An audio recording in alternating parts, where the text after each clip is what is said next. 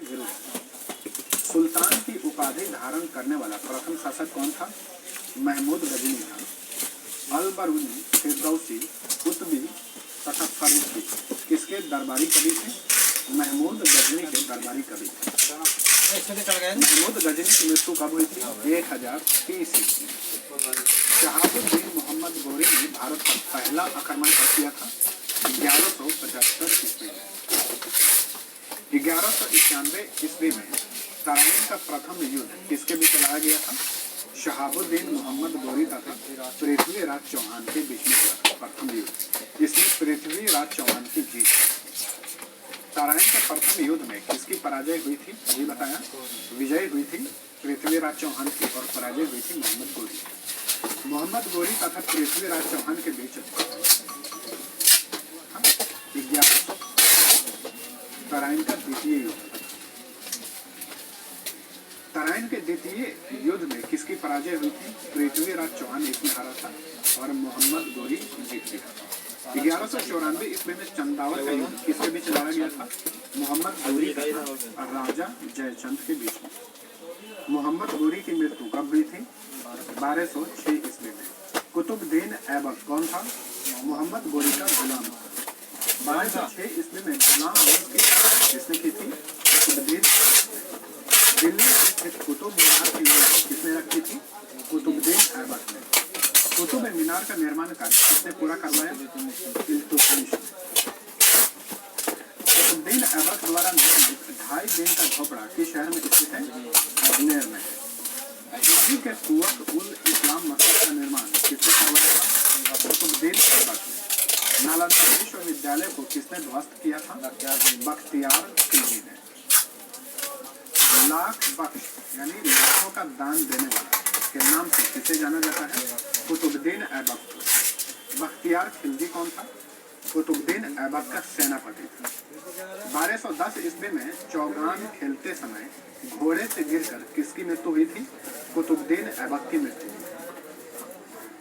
कुतुबुद्दीन ऐबक के बाद दिल्ली सल्तनत का शासक कौन बना? आराम शाह। सिर्फ 8 माह के लिए बना। 1211 ईस्वी में दिल्ली सल्तनत का शासक कौन बना? इल्तुतमिश बना। इल्तुतमिश कौन था? ये कुतुबुद्दीन ऐबक का गुलाम और दामाद। किस शासक ने अपनी राजधानी लाहौर से दिल्ली स्थानांतरित की थी? इल्तुतमिश। दिल्ली के किस शासक ने बगदाद के खलीफा से सुल्तान पद की वैधानिक स्वीकृति प्राप्त की थी? इल्तुतमिश ने। ज्ञात रहे कि कुतुबुद्दीन ऐबक ने सुल्तान पद धारण नहीं किया, इसलिए दिल्ली का प्रथम सुल्तान इल्तुतमिश को कहा जाता है। दिल्ली की प्रथम महिला मुस्लिम शासिका कौन थी? रजिया सुल्तान। रजिया सुल्तान किसकी पुत्री थी? इल्तुतमिश की मृत्यु कब हुई थी? 1236 ईस्वी में। सल्तनत काल में दिल्ली के किस शासक ने पर्दा प्रथा का विरोध किया था? रजिया सुल्तान। रजिया सुल्तान का दिल्ली का कौन सा शासक टोपी सिलकर अपना जीवन यापन चलाता था? नसीरुद्दीन महमूद। बलबन कौन था? इल्तुतमिश का गुलाम था। बलबन का असली नाम क्या था? बहाउद्दीन। सुल्तान ए चिहलगानी क्या था? इल्तुतमिश द्वारा बनाया गया अपने 40 गुलाम सरदारों का संगठन। तुर्कान ए चिहलगानी को समाप्त किया था। किसने समाप्त किया था? बलबन ने। बलबन दिल्ली का शासक कब बना? 1266 में। दिल्ली के किस शासक ने सिजदा एवं पैबोस प्रथा की शुरुआत की थी? बलबन। दिल्ली के किस शासक ने अपने विरोधियों के प्रति लौह एवं रक्त की नीति अपनाई थी? बलबन।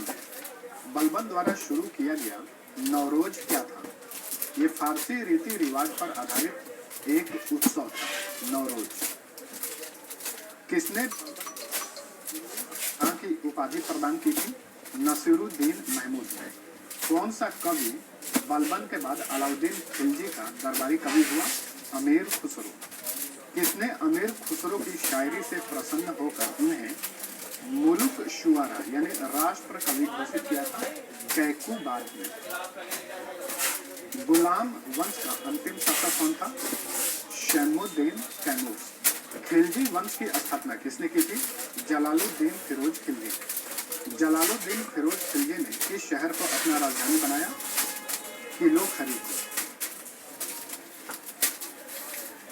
जलालुद्दीन खिलजी की मृत्यु के बाद खिलजी वंश का दूसरा शासक कौन बना? अलाउद्दीन खिलजी। अमीर खुसरो का असली नाम क्या था? मोहम्मद हसन। अलाउद्दीन खिलजी का बचपन का क्या नाम था? अली तथा गुरशाह। ये दोनों बचपन का नाम था अलाउद्दीन खिलजी का। घोड़ा दागने के लिए यूनिफॉर्म की प्रथा की शुरुआत किसने की? अलाउद्दीन खिलजी ने। दिल्ली के किस शासक ने मूल्य नियंत्रण को अपनाया था? अलाउद्दीन खिलजी ने। अलाउद्दीन खिलजी का सेनापति मलिक काफूर। अलाउद्दीन खिलजी द्वारा निर्मित इस नमूने को इस्लामी वास्तुकला का अर्थ कहा जाता है? अलाई दरवाजा। सीरी का किला तथा हजार खंबा महल का निर्माण किसने करवाया था? अलाउद्दीन खिलजी ने। अलाउद्दीन खिलजी ने किसे दीवान ए रियासत नियुक्त किया था? मलिक याकूब। तारीख ए फिरोज शाही की रचना किसने की थी? जियाउद्दीन बर्नी। खजाइनुल फतूह की रचना किसने की थी? अमीर खुसरो ने। फुतुहुस सालतीन किसकी रचना है? ईसामी की रचना है। अलाउद्दीन खिलजी द्वारा दुधारू पशुओं पर लगाया जाने वाला कर क्या कहलाता था? चराई कर। अलाउद्दीन खिलजी द्वारा घरों तथा झोपड़ियों पर लगाए जाने वाला कर क्या कहलाता था? गढ़ी कर कहलाता था। अलाउद्दीन खिलजी का शासन काल में 1297 ईस्वी में किस मंगोल शासक ने आक्रमण किया था? कादर खान ने। अलाउद्दीन खिलजी की मृत्यु कब हुई थी? 5 जनवरी 1316 में। स्थापना किसने की थी? गाजी गयासुद्दीन तुगलक ने तुगलक वंश की स्थापना की थी। संभवतः नहरों का निर्माण करने वाला प्रथम शासक कौन था? गयासुद्दीन तुगलक था। दिल्ली के समीप तुगलकाबाद नाम का एक नया नगर किसने बसाया था? गयासुद्दीन तुगलक ने। गयासुद्दीन तुगलक के बाद कौन मोहम्मद बिन तुगलक के नाम से दिल्ली के सिंहासन पर बैठा? इसका नाम था जूना खान और मोहम्मद बिन तुगलक के नाम से ये दिल्ली के सिंहासन पर बैठा था। मध्यकाल शिक्षित विद्वान तथा योग्य व्यक्ति कौन था? मोहम्मद बिन तुगलक। किस शासक को स्वप्नशील तथा रक्त पिपासु के नाम से जाना जाता था? मोहम्मद बिन तुगलक। मोहम्मद बिन तुगलक ने कृषि के विकास के लिए किस नाम से एक नई विभाग की स्थापना की थी? अमीर ए कोही। मोहम्मद बिन तुगलक ने अपनी राजधानी दिल्ली से कहां स्थानांतरित की थी? दौलताबाद। किसने मोहम्मद बिन तुगलक को प्रिंस ऑफ मनियस की संज्ञा दी थी? एडवर्ड थॉमस ने। इस शासक के काल में दक्षिण में हरिहर और बुक्का नामक दो भाइयों ने 1336 ईस्वी में विजयनगर की स्थापना की थी। मोहम्मद बिन तुगलक के शासनकाल के समय, मतलब उसके समकालीन। अलाउद्दीन बहमन शाह ने 1347 ईस्वी में किस राज्य क्षेत्र में बहमनी राज्य की स्थापना की थी? महाराष्ट्र में। निजामुद्दीन औलिया तथा मुल्तान में शेख रुकनुद्दीन के कब्र पर मकबरे का निर्माण किसने करवाया? मोहम्मद बिन तुगलक ने। मोहम्मद बिन तुगलक के बाद दिल्ली सल्तनत का शासक कौन बना? फिरोज तुगलक, जिसे फिरोज शाह तुगलक कहा जाता है। खलीफा ने किस शासक को कासिम अमीरुल मोमिन की उपाधि दी थी?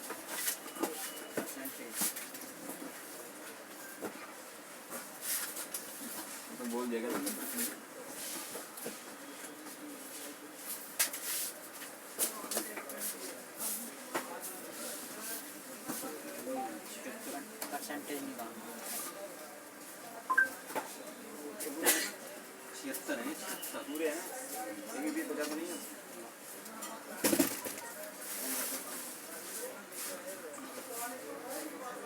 Move closer to my goal by exploring a world of learning through LinkedIn.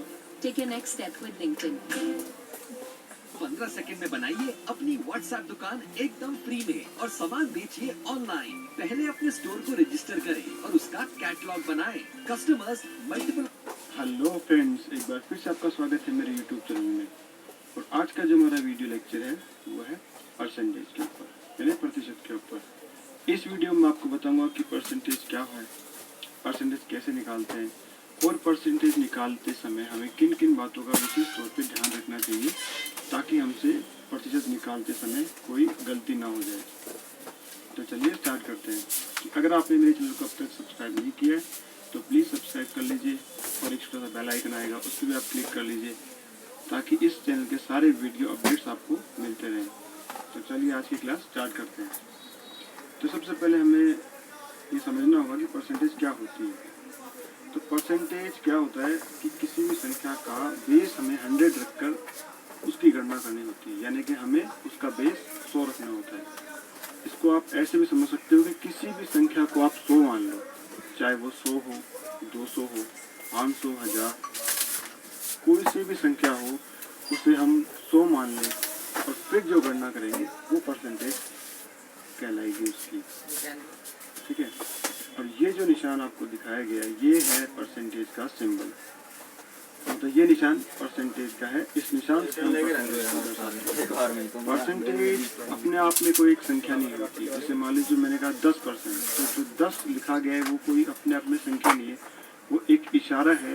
वो संख्या 10 भी हो सकती है, 20 भी हो सकती है, 100 भी हो सकती है, कुछ भी हो सकती है। मतलब एक्चुअल में उस परसेंटेज में जो संख्या लिखी होती है वो खुद में अपने आप में कोई संख्या नहीं होती। ये भी आपको और आगे क्लियर हो जाएगा।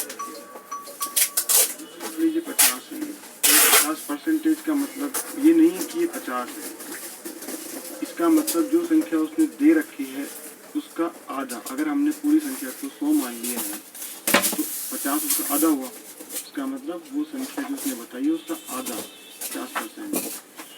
इस तरीके से तभी तो आपने सुना भी होगा कि कभी कभी बोलते हैं कि 50-50 कर लेते हैं, यानी 50-50 मतलब आधा आधा, 50-50 इस तरीके से। तो जब बेस हमने किसी संख्या को 100 माना है तो 50 उसका आधा होगा। इसी तरीके से जब हमने बेस 100 माना तो 25 उस संख्या का चौथा हिस्सा होगा। यानी कि जैसे मान लीजिए आपके पास 500 रुपये हैं तो आप उनके 100 टुकड़े कर दो। 500 के एक टुकड़ा कितना जाओ 5 का। ठीक है, कहने का मतलब ये है कि कोई सी भी संख्या उसके 100 टुकड़े कर दो आप, तो जो 25 टुकड़े अगर आप निकालेंगे तो इसी तरीके के 4 यानी 3 और टुकड़े बन जाएंगे, यानी 25-25 के 3 और ग्रुप बन जाएंगे और एक आपके पास होगा। तो ये हो जाएगा टोटल मिला के 100%। तो यही कहना चाहता है कि 25% जब हमने 100 बेस माना है तो 25% उसका चौथा ही हिस्सा होगा। ठीक है, परसेंटेज निकालते कैसे? परसेंटेज निकालने का एक छोटा सा फॉर्मूला होता है, बिल्कुल सिंपल सा। उसको बस आप दिमाग में बैठा लो, आप कर सकते हो और बहुत ही आसानी से। जैसे मान लीजिए कि नॉर्मल सा क्वेश्चन है, बिल्कुल सिंपल है, 200 का 50% निकालना है। तो इसमें हमें क्या करना होगा, इस 50 को लिखना होगा ऊपर, बटा में 100 और गुणा में 200। यानी कि जो परसेंटेज हमें निकालना है उसे हम ऊपर लिखेंगे, बटा में 100 लिखेंगे और गुणा में वो संख्या जिसका हमें परसेंटेज निकालना है, कुछ इस तरीके से। यानी कि 50/100 गुणा में 200। यानी कि ये जो 50% है वो हमने यहाँ लिखा है और ये जो 200 है ये हमने इस जगह यहाँ पर लिखा है और ये हमारा फॉर्मूला में था वो ये। ठीक है, और ये हमारा आंसर आ गया। तो कुछ इस तरीके से लिखेंगे, यानी कि जितना परसेंटेज आपको निकालना है संख्या का लिखेंगे बटा में 100 और गुणा में वो संख्या। ठीक है, अच्छा इसका छोटा सा और ये ट्रिक क्या समझ लो, आप इसको ऑप्शन समझ लो कि जिस भी संख्या का 50% निकालना है उसमें हमेशा 2 का भाग दे दो आप। यानी वो बताया था आपको कि उसको आधा करना होता है 50% का मतलब। तो अगर 600 हो तो 300, अगर 500 हो तो 250, यानी उस संख्या को आधा कर देना है। अगर 1200 का 50% निकालना हो तो 600, 800 का 50% निकालना हो तो 400।